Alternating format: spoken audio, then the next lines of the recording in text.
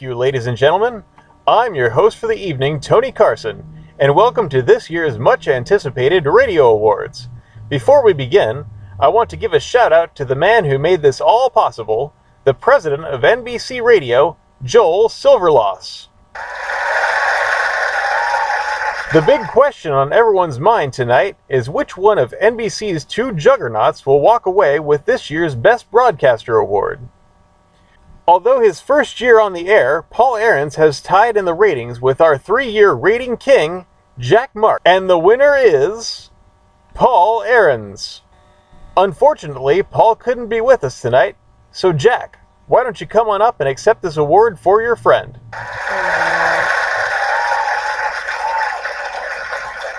On behalf of my dear friend Paul Ahrens, I'd like to thank the voters and of course the president of NBC, Mr. Sliverloss.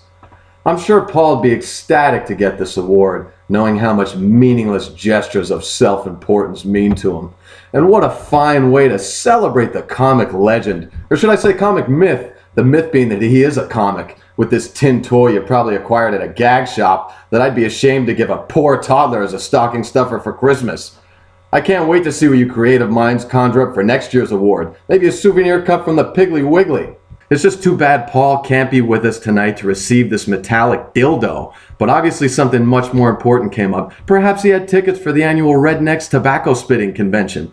Have a good night, and I just want to say I'm very sorry that my dear parents, Jake and Emily, that they're still alive to witness this pathetic event.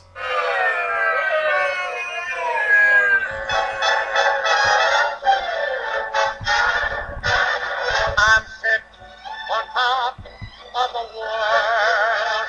I'm rolling along, yes, rolling along. And I'm quit the blues of the world. I'm singing a song, yes, singing a song.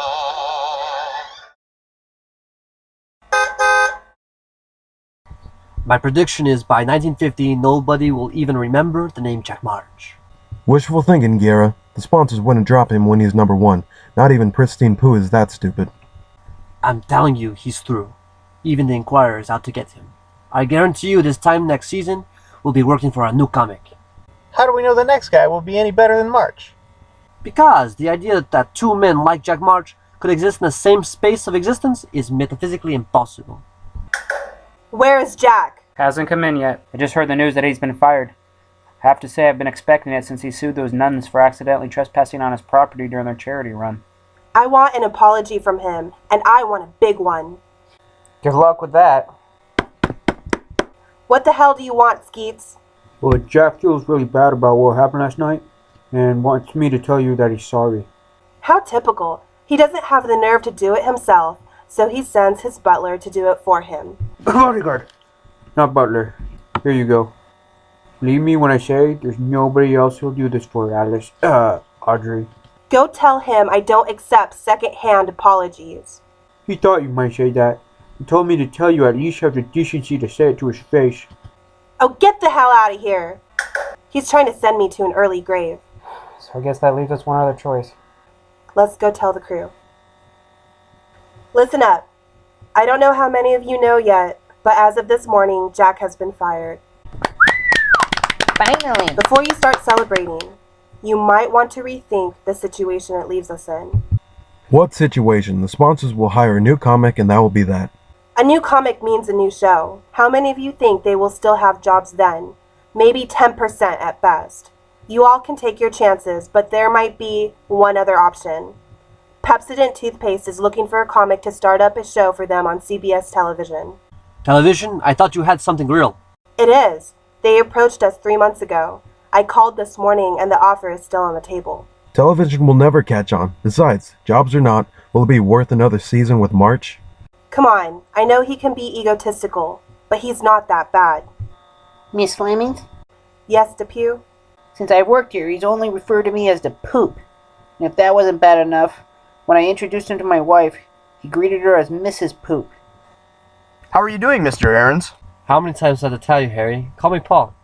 How are you doing, Mr. March? How many times do I have to tell you, Harry? Don't talk to me. I'm sorry, I was just trying to be sociable. I'm just such a people person that... If I wanted your life story, I would read your biography. What's the name of it again? Going Nowhere, subtitle, Failure is an Option? My, Jack, what a foul temper you have today.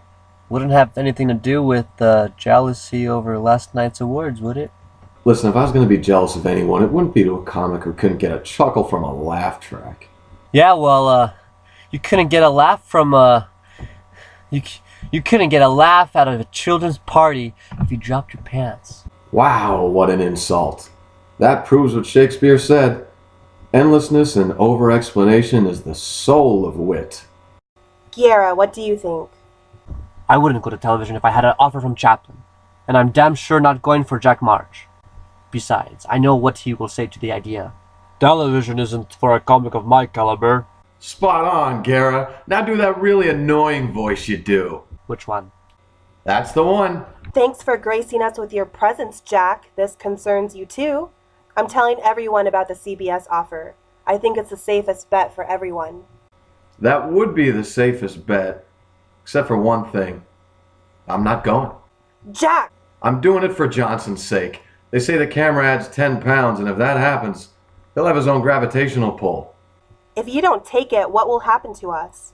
Audrey, don't look now, but your pink slip is showing. That's just like you, Mr. March, to desert a sinking ship. After all we've done for your career, this is how you repay us? You've never heard of survival of the fittest? Or deodorant? I'm out, Miss Fleming. It's not worth it. Come on, Johnson. I'm sure you're the only one who feels like that. I've been head writer for a year now, and just because I'm a woman, he never showed me any respect. I do not disrespect you because you're a woman. In fact, I can honestly say whenever I look at you, I don't even see a woman. You don't pay us enough, you don't give us the airtime we deserve. Why should we think television is going to be any different? That's what I think. Well, I guess it's true what they say. Mentally disabled minds think alike. Jack, for the love of God, shut up. Oh, stop being so dramatic. Things aren't as black as they seem. Johnson can always become a spokesman for the morbidly obese health movement. I'm sorry. I forgot. You people don't like that word. That's insensitive. I meant to say morbidly obese health campaign. They're obviously against movements. I see Guerra doing voiceover work on low-budget commercials. And DePoop will probably get around to committing suicide. He's attempted it a few times. I told you that in secret. You guys should have seen him. Oh, my wife left me on the anniversary of my mother's death. Baby. You're the Antichrist. Bottom line is this, everyone. If we don't take the offer, we're all finished. What do you say? Yes or no? No! Well, I'm off. DePoop, if you have any more thoughts of suicide, don't hesitate to give me a call. I got a bunch of ideas on how you can do it. Fine, walk away. I don't care anymore. Join the club. We're going to get t-shirts. But then we ended up not caring.